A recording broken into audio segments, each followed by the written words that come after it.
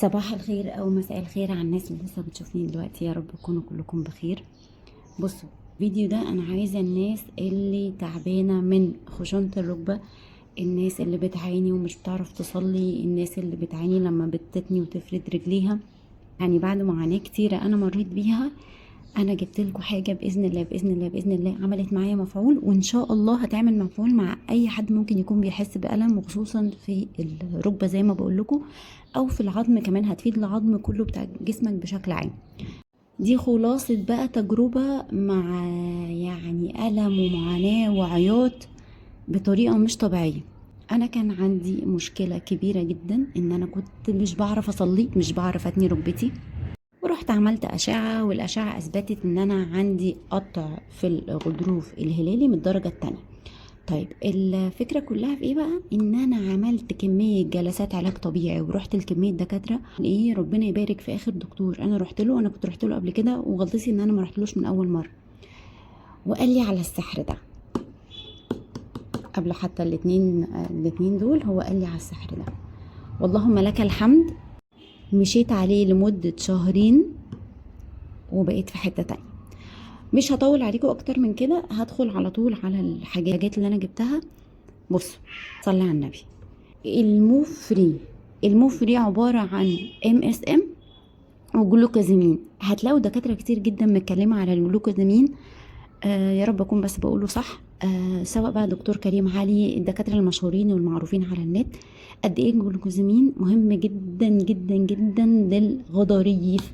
احنا مهما حصل عندنا، انا عندي قطع في الغضروف الهلالي في الركبة من الدرجة التانية، عملت حوالي 13 جلسة علاج طبيعي، وما كنت بحس بتنميل في رجلي بعد الجلسة، ولكن ما كنتش بحس ان قادرة امشي. والله كنت بحس بألم لما باجي اكون نايمة واتني رجلي او افردها، كنت بقوم من النوم.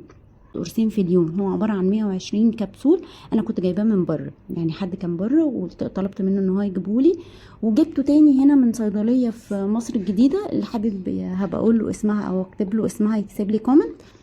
الجلسة كانت واقفة عليا ب 300 400 ده. اقسم بالله اقسم بالله اللهم لك الحمد، احسن من الجلسات اللي انا خدتها كلها. طب انا كملت معاه ايه؟ الكركمين اصلا مهم للجسم كله، بلس ان هو مهم للعظم. خدت ايه تاني معاه؟ الدكتور قال لي انت لازم يبقى جسمك فيه كولاجين، خدي كولاجين على قد ما تقدري. فانا رحت للصيدلي قلت له انا عايزه حاجه كويسه، اداني ده عباره عن شطات كده بتتشرب.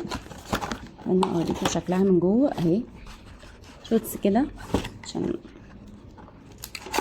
اهي عباره عن شوتس بتتشرب زي الحاجات اللي بنشوفها في الكوري والصيني، الفيتامينات اللي بتتشرب على طول، ولكن هم عبارة عن 10 شطات. انا بصراحة مش عارفة هو فرق معايا ولا لا، هو كان بطعم البرتقال. 10 ما كررتوش تاني، يعني انا جبته ما كررتوش تاني. هو حوالي كان سعره عامل 350 او 360 جنيه، مش عارفة برضو دلوقتي ممكن يكون بكام، بس الفكرة الحلوة ان هو عامل زي العصير، تفتحه وتشربه، شكرا على كده، الدنيا كويسة قوي. بس انا مش بقول لك جيبي ده، سواء عايز تجيبه او تجيبيه براحتك، او اقول لك على الكركمين دي ماده طبيعيه اصلا، فتجيبيه او ما تجيبوش براحتك. انا بقول لك على الكنج ده الخلاصه، افضل نوع في الجلوكوزامين، افضل نوع فيه، يعني افضل نوع مستورد ده لحد دلوقتي، او لحد اللي انا خدته. فرق معايا جدا. انا جبت على فكره المصري، جربت 2 مصري، مش معايا دلوقتي ولكن حسيت ان هما بصراحه ما فرقوا قوي. بس انت ممكن تجرب المصري، هتلاقي حاجات في الصيدليه من اول 300 لحد 500 فيما فوق. بس لا يعني طالما انا جربت، خليني اقول لك التجربه عشان حرام ما تصرفوش كتير. جيب ده لو بتعاني من خشونه الركبه، بتعاني من الم، مش عارفه توطي، مش عارفه تصلي، هيفرق معاكي، وادعيلي بس مش اكتر. ولو حد جرب اي ماده فيها جلوكوزامين يكتب لنا في الكومنتس ويقول لنا ايه التجربه بتاعته، ويا رب يشفي كل مريض، واتمنى ان انا اكون فدتكم. اشوفكم في الفيديو الجاي.